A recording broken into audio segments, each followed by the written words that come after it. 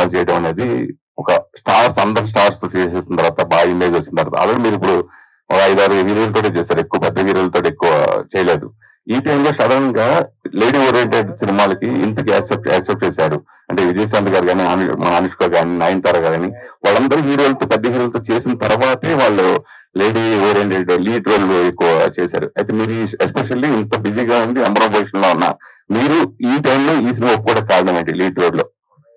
ఆ టైమింగ్ అన్ని స్ట్రాటజీ పెట్టి చేసి ఐ డోంట్ నో సార్. నాకేంటంటే ఒక సినిమా చేస్తే అది అందరికి నచ్చాలి, బికాజ్ నేను చేసే ఫిల్మ్ అయితే నా ఫ్యాన్స్ కోసం. సో ఐ ఫీల్ లైక్ వాళ్ళకి నచ్చితే వాళ్ళు యాక్సెప్ట్ చేసుకుంటే the film is a hit regardless of big like hero film or a female oriented film or anything. It doesn't really matter, but in the end of the day I think numbers is all that matters, like sir said. So నాకు ఇప్పుడు industries లో పని చేస్తున్నా గానీ I don't have a reason to say no to this film. I like the script. I wanted to work with the team and I was like I want to, so let's do it. అంటే further గా మీరు హీరోల పక్కన కాకుండా నయనతార లాగా lead roles చేస్తారా? అయ్యో నాకు అట్లా ఏం ప్లాన్ లేదండి. అన్ని ఫిల్మ్స్ చేస్తా, అందరికి నచ్చిన ఫిల్మ్స్ చేస్తా, నాకు నచ్చిన ఫిల్మ్స్ కూడా చేస్తా.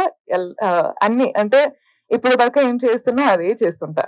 రష్మిక గారు, ఈ కథ వినడానికి ముందు రెయిన్బో అంటే మీకు ఏం గుర్తొచ్చేది? కథ విన్న తర్వాత రెయిన్బో అంటే ఏం గుర్తొస్తుంది? Actually very interesting. Actually sir ని అడిగా రెయిన్బో అని ఎందుకు అని అడిగితే లేదు, I don't know if I can't,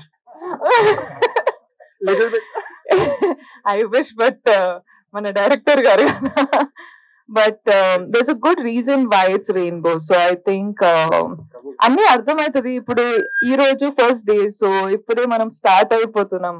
ఇప్పటి నుంచి ఒక చిన్న క్లూస్, చిన్న లిటిల్ stories, little instance చెప్తూనే ఉంటాం. So yeah, I look forward.